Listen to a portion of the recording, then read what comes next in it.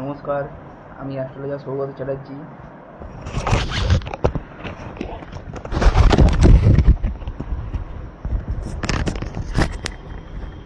নমস্কার, আমি অ্যাস্ট্রোলজার সৌগত চ্যাটার্জি। আমার চেম্বারের নাম হচ্ছে মা অন্নপূর্ণা জ্যোতিষালয়। যারা আমার সঙ্গে যোগাযোগ করতে চাইছেন তারা আমার কন্ট্যাক্ট নম্বরে ফোন করে আসতে পারেন। গৃহ চেম্বার ছাড়া আমি কোথাও বসি না। আমার চেম্বার হচ্ছে শ্রীরামপুর, মানিকতলা, হুগলি। আমার ফোন নাম্বার হচ্ছে 8902486943। আজকে যেটা নিয়ে আলোচনা করব সেটা হচ্ছে 2025-এর কালী পুজোর জন্যে সমস্ত রাশির জন্যে কী কী করণীয়, কিভাবে পুজো করলে আপনি শুভ ফল পেতে পারেন, সেই নিয়ে আমার আলোচনা। প্রথমে বলে রাখি, এই 2025-এ কালী পুজো পড়েছে 20শে অক্টোবর 2:25 PM, অর্থাৎ দুপুর 2:55 থেকে 21শে অক্টোবর 4:25 PM পর্যন্ত থাকবে। কালী পুজোর শুভ মুহূর্ত হচ্ছে 20শে অক্টোবর 11:41 রাত্রি থেকে 21শে অক্টোবর সকাল 12:31 অর্থাৎ AM পর্যন্ত। এই শুভ মুহূর্তের মধ্যে আপনাকে কালী পুজো সম্পন্ন করতে হবে।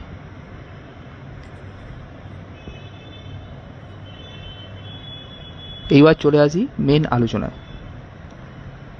রাশি সাপেক্ষে কিছু কিছু রাশির কিভাবে পুজো করলে আপনি শুভ ফল পেতে পারেন সেই নিয়ে আলোচনা। অগ্নি রাশি অর্থাৎ মেষ, সিংহ, ধনু, এই রাশির জাতক জাতিকারা এদিন মাকে অবশ্যই জবা ফুল নিবেদন করবেন। সর্ষের তেল দিয়ে প্রদীপ জ্বালাবেন মায়ের কাছে, এবং মেন গেট যেটা হয় আপনাদের, সেই দরজার সামনে সর্ষের তেলের প্রদীপ জ্বালাবেন। এতে আপনাদের আর্থিক উন্নতি হবে, পারিবারিক উন্নতি হবে, সমস্ত দিক দিয়ে উন্নতি হবে। এরপরে মকর, কন্যা এবং বৃষ রাশি জাতক জাতিকারা এদিন মাকে পুজো করার সময় দুধের মিষ্টি দান করবেন। লাল জবা দিয়ে মাকে পুজো করবেন, আপনাদের মনস্কামনা অবশ্যই পূর্ণ হবে।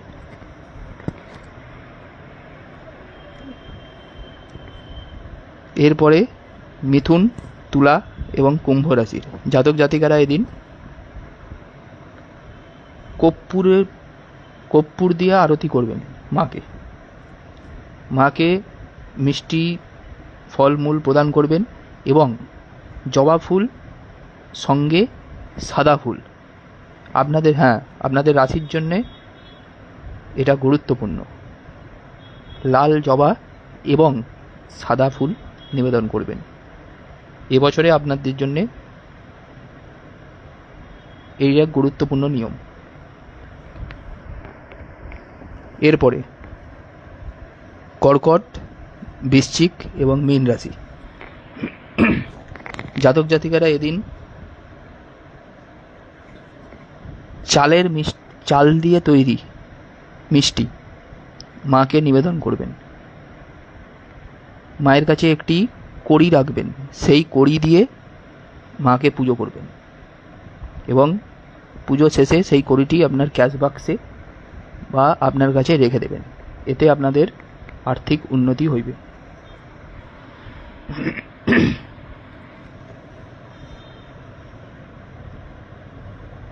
এই সমস্ত গেল সমস্ত রাশির ক্ষেত্রে কিভাবে করলে আপনি এই কালী পুজোয় ভালো উপকার পেতে পারেন।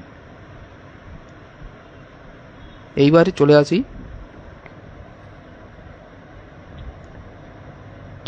সকাল থেকে কিভাবে এটাকে আরও উন্নতি করবেন কালী পুজো। সকালবেলা এদিন খুব সকালবেলা উঠে আগে নিজের ঘরে বাড়ি পরিষ্কার করবেন। পারলে সকালবেলা গিয়ে গঙ্গা চান করবেন। কিছুটা গঙ্গা মাটি নিয়ে এসে গৃহে রাখবেন এবং গঙ্গা জল, এতে আপনাদের পরিবারের উন্নতি হবে।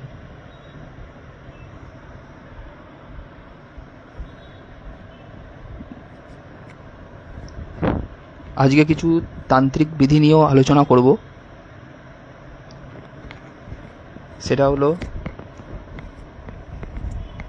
এই কালী পুজোর আগের দিন অর্থাৎ ভূত চতুর্দশীর দিন এটা আপনাকে করতে হবে। ভূত চতুর্দশীর দিন আপনাকে বা তার আগে একটা জবা গাছ আপনাকে বাড়িতে রাখতে হবে। ভূত চতুর্দশীর দিন আপনাকে সেই জবা গাছের সামনে যেতে হবে এবং তাকে ধূপ দীপ দেখিয়ে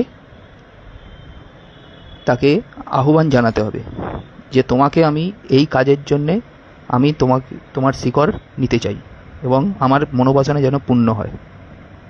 এইটা করতে হবে আপনাকে কালী পুজোর আগের দিন অর্থাৎ ভূত চতুর্দশীর দিন রাত্রির বেলা 12টার পর গিয়ে আপনাকে এই জবা গাছের গোড়ায় গিয়ে বলে আসতে হবে এবং এই কাজটি করতে হবে সম্পূর্ণ নির্বস্ত্র হয়ে। আহ্বান জানাতে হবে এবং কি কাজের জন্য আপনি চাইছেন সেই কাজের জন্যে বলে আসতে হবে। তারপরের দিন অমাবস্যা যেদিনকে লাগছে অর্থাৎ 20শে অক্টোবর 2:55 পর আপনাকে সন্ধ্যের মধ্যে করলেও হবে বা রাত্রে করলেও হবে, যেহেতু অমাবস্যা পড়ে যাচ্ছে। সব থেকে ভালো হয় যদি আপনি 20শে অক্টোবর 11:41 পর যে কাজটা বলছি যদি করতে পারেন। আগের দিন ওটা করলেন, তারপরের দিন অর্থাৎ 20শে অক্টোবর করবেন 11:41 থেকে 21শে অক্টোবর 12:31 মধ্যে। কি করতে হবে? জবা গাছের যে শিকড়টাকে আপনি মনোবাসনা জানিয়ে ধূপ এবং প্রদীপ দেখিয়ে মনোবাসনা জানিয়ে এসেছেন যে কাজের জন্যে, সেই দিন গিয়ে অর্থাৎ 20শে অক্টোবর 11:41 পর থেকে 12:31 AM 21শে অক্টোবরের মধ্যে আপনাকে গিয়ে তুলতে হবে। কীভাবে তুলতে হবে সেটাও আপনাকে নির্বস্ত্র হয়ে গিয়ে তুলতে হবে এবং দুটোর ক্ষেত্রেই আপনাকে কোনো রকম লোহার জিনিস বা কোনো রকম ধাতু বা কোনো রকম যন্ত্র কোনো কিছু ইউজ করা যাবে না। শুধু হাতে করে তুলতে হবে সেই মূলটা, যে মূলটাকে আপনি আগের দিন বলে এসেছেন। আপনার কিছু কাজের জন্য আপনি যেটা বলে এসেছেন যে এই কাজ পূর্ণ হোক, সেই মূলটাকে আপনাকে তুলতে হবে, নির্বস্ত্র হয়ে তুলতে হবে। এবং আরেকটা কথা খেয়াল রাখবেন, আপনাকে ওটা তোলার সময় কেউ যেন দেখতে না পায়। দেখলে কিন্তু আপনার কোনো কাজ সম্পন্ন হবে না। সুতরাং আপনাকে মাথায় রাখতে হবে 1 নম্বর কথা, 20 তারিখে যখন কাজটা করবেন তখনও আপনাকে নির্বস্ত্র হয়ে যেতে হবে এবং কেউ যেন টের না পায়, কেউ যেন দেখতে না পায়। এবং 21শে অক্টোবর যখন সেই মূলটিকে তুলে আপনার নিজের জন্য আনবেন, সেটাতেও যেন কেউ যেন দেখতে না পায়। এটা আপনাকে মাইন্ডে রাখতে হবে। তারপর কি করবেন,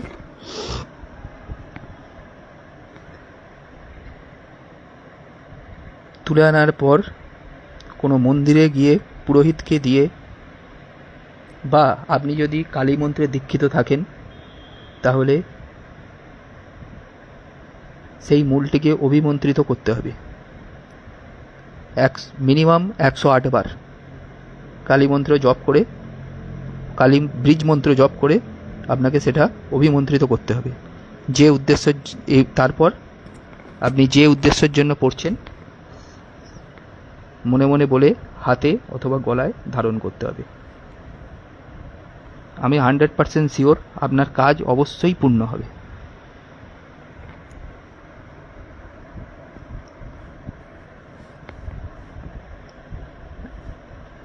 আজকে এই পর্যন্তই।